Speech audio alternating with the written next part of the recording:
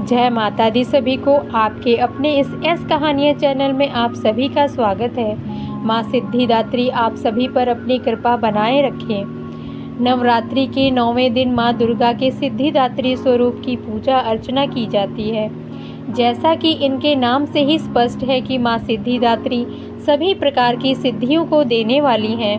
शास्त्रों के अनुसार महादेव ने भी माता सिद्धिदात्री की कठोर तपस्या कर इनसे सभी 8 सिद्धियां प्राप्त की थीं। इन्हीं देवी की कृपा से ही महादेव की आधी देह देवी की हो गई थी और वे अर्धनारीश्वर कहलाए थे। नवरात्र के 9वें दिन इनकी पूजा के बाद ही नवरात्र का समापन होता है। शास्त्रों के अनुसार अणिमा, महिमा, गरिमा, लघिमा, प्राप्ति, प्राकम्या, ईशित्व और विशित्व नामक 8 सिद्धियां हैं। ये सभी सिद्धियां माँ सिद्धिदात्री की आराधना से प्राप्त की जा सकती हैं। हनुमान चालीसा में भी अष्ट सिद्धि नवनिधि के दाता कहा गया है। माँ सामान्य रूप से माँ सिद्धिदात्री कमल पुष्प पर आसीन होती हैं। हालांकि इनका भी वाहन सिंह है। माँ सिद्धिदात्री 4 भुजाओं वाली हैं। इनकी दाहिनी ओर की पहली भुजा में गदा और दूसरी भुजा में चक्र है। बाईं ओर की भुजा में कमल और शंख है। हिमाचल का नंदा पर्वत माता सिद्धिदात्री का प्रसिद्ध तीर्थस्थल है। जिस प्रकार इस देवी की कृपा से भगवान शिव को 8 सिद्धियों की प्राप्ति हुई, ठीक उसी तरह इनकी उपासना करने से अष्ट सिद्धि और नवनिधि बुद्धि और विवेक की प्राप्ति होती है। माँ सिद्धिदात्री को सिद्धि और मोक्ष की देवी माना जाता है। माँ दुर्गा के इस स्वरूप की पूजा से भक्त को यश, बल और धन की प्राप्ति होती है। धार्मिक व्रत कथाएं और कहानी सुनने के लिए मेरे इस एस कहानियाँ चैनल को सब्सक्राइब कर लें। यह वीडियो अच्छी लगे तो इस वीडियो को लाइक करें। कमेंट में जय माता लिखना ना भूलें। आइए जानते हैं माँ सिद्धिदात्री की पूजा विधि। सबसे पहले माँ की तस्वीर या मूर्ति रखें। फिर माँ की आरती और हवन करना चाहिए। हवन करते समय व्यक्ति को सभी देवी देवताओं की पूजा करनी चाहिए। फिर माँ का नाम लेना चाहिए।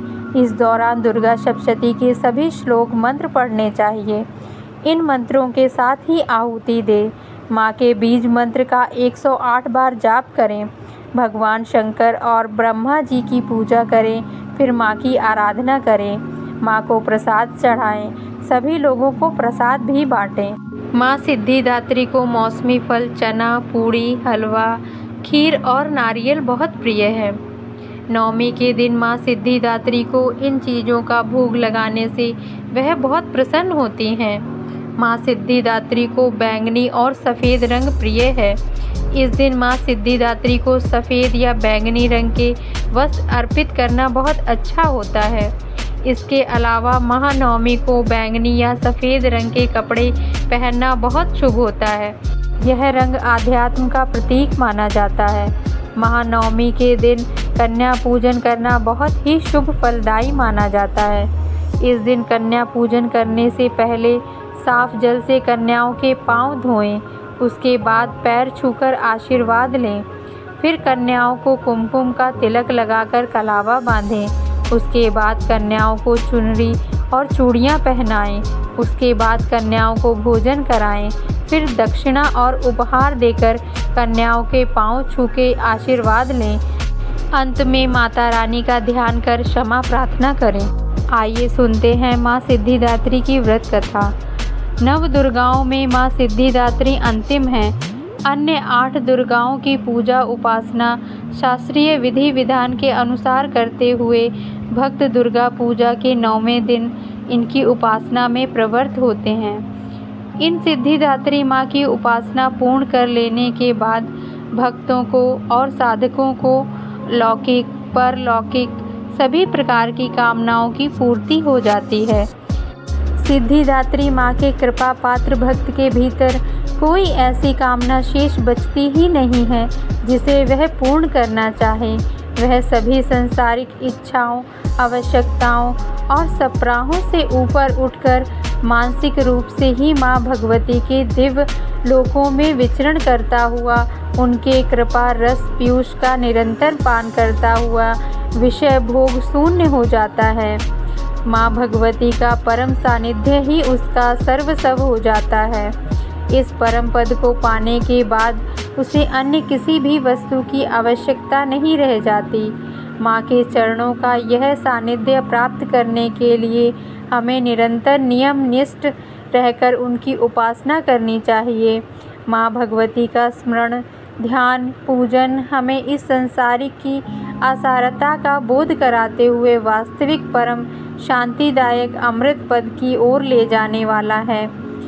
इनकी आराधना से जातक को अणिमा, लधिमा, प्राप्ति, प्राकम्या, महिमा, ईशित्व, सर्वकामवास्यता, दूरश्रवण, परकामा प्रवेश, वाक् सिद्ध, अमृतत्व भावना सिद्ध आदि समस्त सिद्धियों, नवनिधियों की प्राप्ति होती है। आज के युग में इतना कठिन तप तो कोई कर ही नहीं सकता, लेकिन अपनी शक्ति अनुसार जप तप पूजा अर्चना कर कुछ तो माँ की कृपा का पात्र बनता ही है। प्रत्येक सर्वसाधारण के लिए आराधना योग्य यह श्लोक सरल और स्पष्ट है। माँ जगदम्बिके की भक्ति पाने के लिए इसे कंठस्थ कर नवरात्रि में नवमी के दिन इसका जाप करना चाहिए। माँ सिद्धिदात्री के भक्तगणों को यह कथा अच्छी लगी हो तो इस वीडियो को लाइक करें और यह चैनल सब्सक्राइब करना ना भूलें। जय माँ सिद्धिदात्री, जय माता दी।